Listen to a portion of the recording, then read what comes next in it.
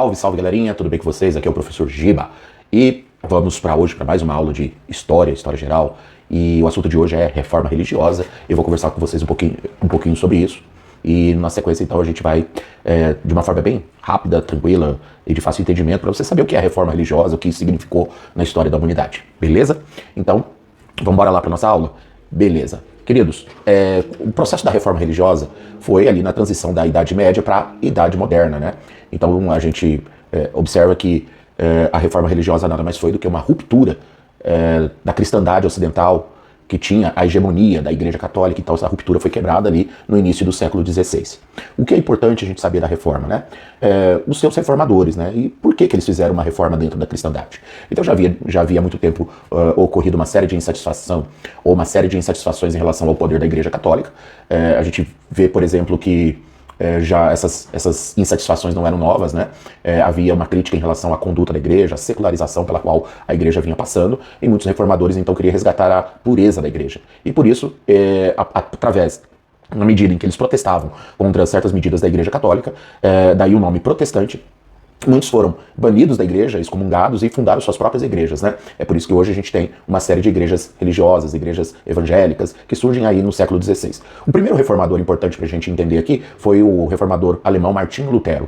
Lutero, que vivia na cidade de Wittenberg, na Alemanha, em 1517, ele estava insatisfeito com uma atitude da Igreja Católica, que era a venda de indulgências. A indulgência, para quem não sabe, é a venda do perdão dos pecados. Então, por uma quantia de dinheiro, a Igreja introduziu essa política para arrecadar mais dinheiro, e segundo Lutero, isso ia contra os ornamentos bíblicos, né? Foi dessa postura, então, de ser contra a posição do Papa da época, Leão X, de vender indulgências, que Martinho Lutero, então, apregoou, né, na porta da sua igreja, lá na cidade de Wittenberg, na qual também ele era professor de teologia, as chamadas 95 teses contra as indulgências. Bom, a igreja não gostou nada disso, porque a crítica contundente das 95 teses era contra a venda de indulgências. Após o Papa ter pedido a Lutero que revogasse parte das suas 95 teses, Lutero se negou a fazer isso, o que leva o Papa a excomungá-lo. Mas Lutero, ele se aproxima da nobreza da região da Alemanha, né? Na época não existia Alemanha, mas era um conjunto de principados ali, com príncipes, reis alemães, e Lutero começa a fazer um discurso, ter uma narrativa de que o poder da Igreja Católica era ruim para aqueles nobres. Inclusive Lutero vai escrever uma obra, né, A Nobreza Cristã da Nação Alemã, onde ele faz críticas, né, a essa imposição de cobrança de impostos, confisco de terras, e alguns nobres da região começam a se posicionar a favor de Lutero. Após a tentativa da igreja de capturá-lo, isso não vai dar certo, muitos príncipes da região vão protegê-lo. Entre os príncipes que protegem Lutero, nós temos o Frederico I, e a partir daí, então, Lutero começa a estabelecer os princípios do luteranismo. Então, a ideia de salvação pela fé, a ideia de livre sacerdócio do crente, e ele estabeleceu também a livre interpretação das escrituras sagradas. Ele defende também, por exemplo, que a Bíblia possa ser escrita no alemão, na língua vulgar, tirando assim a hegemonia da igreja, que era controlar a Bíblia no latim. Assim sendo, o luteranismo ele começa a se espalhar pelo norte da Europa, fazendo com que essa primeira grande religião reformista surgisse daí. Um outro reformador importante foi João Calvino. João Calvino, ali por volta de 1527 a 35, ele estudou em Paris, era adepto de Lutero, seguidor das ideias de Lutero, acreditava na ideia de salvação pela fé e não pelas obras, como a Igreja Católica defendia. E na França, o João Calvino, que era advogado, tinha estudado direito, foi perseguido. Ele acabou buscando refúgio numa cidade que já tinha um histórico, né, de tentativas reformistas, que foi a cidade de Genebra, na Suíça. Em Genebra, da Suíça, o João Calvino se aproxima ali dos burgueses, dos comerciantes. Ele argumenta que aquilo que a Igreja Católica proibia, que era a cobrança dos juros, que era o lucro, que para a Igreja Católica isso era pecaminoso, era proibido. O João Calvino vai falar ali para aquela série de comerciantes da cidade de Genebra, de que Deus, na verdade, ele ajudava aqueles que tinham prosperidade, Deus estava com aqueles que trabalhavam, e com isso a burguesia se aproxima muito, a burguesia de Genebra se aproxima muito de João Calvino, e João Calvino, então, ele vai ser protegido, né, por esses comerciantes. E daí, o João Calvino, a partir de Genebra, na Suíça, ele começa a fazer a sua reforma, que dará origem ao calvinismo.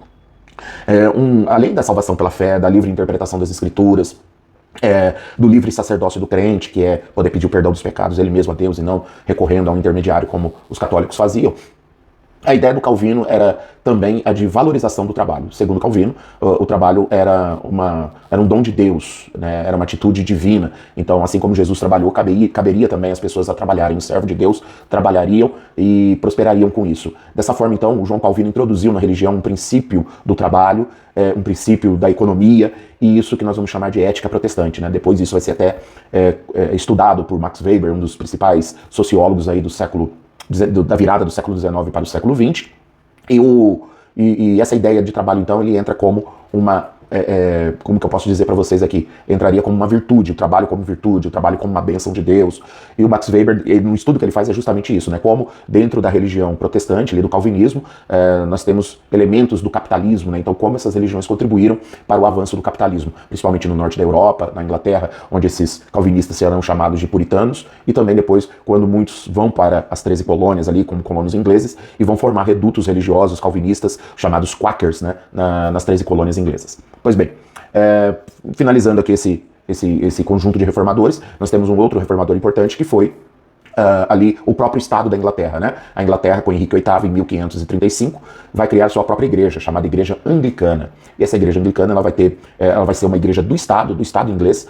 Na verdade, o Henrique VIII ele já estava insatisfeito com o poder da Igreja Católica, o confisco de bens, a cobrança de impostos. E o Henrique VIII ele vai usar do pretexto do seu divórcio, né, com Catarina de Aragão, para uma justificativa aí para romper com a Igreja Católica. E a partir desse rompimento, né, o parlamento o apoia, aprovando uma lei chamada Ato de Supremacia, na qual o rei passava a ter vários poderes como chefe da Igreja Anglicana, a Igreja da Inglaterra.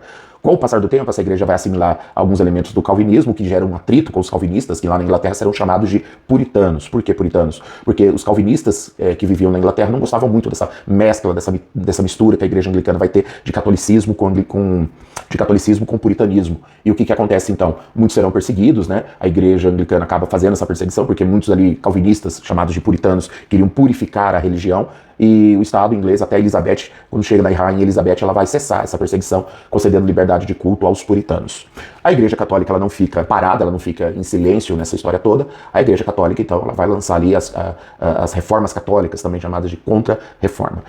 A partir da contra-reforma da Igreja Católica, em 1545, no Concílio de Trento, que durou até 1563, a Igreja Católica faz uma série de reformas para reafirmar os seus dogmas. Na verdade, a Reforma Católica foi uma reafirmação dos dogmas católicos, apenas eliminando as indulgências, que o Papa da época considerou que não era mais para ser praticada, mas em termos de infalibilidade da igreja, a ideia de que a igreja católica não erra, nunca vai errar, a ideia de que a igreja só a igreja pode interpretar a Bíblia, só o Papa pode fazer a interpretação da Bíblia, que a Bíblia deve ser escrita no latim, tudo isso vai ser reafirmado. Também foi criada uma lista de livros proibidos chamados Index Librorum Prohibitorium, então certos livros não podiam ser utilizados porque eram considerados livros heréticos, né?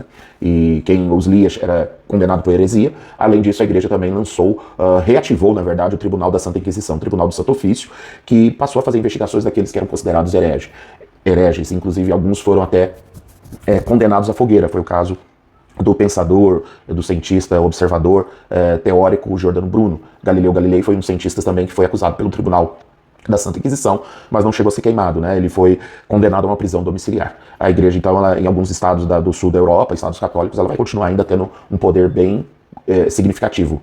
Vai ser uma instituição bem poderosa. Inclusive, no processo de expansão marítima, a Igreja Católica vai estar participando ao lado das nações católicas, Portugal e Espanha, no processo de expansão marítima para as Américas. Beleza? Espero ter ajudado. Aqui é a dica do professor Giba. Beijo no coração. A gente se vê em outro momento, em uma outra aula. Grande abraço. Fica com Deus. Tchau, tchau.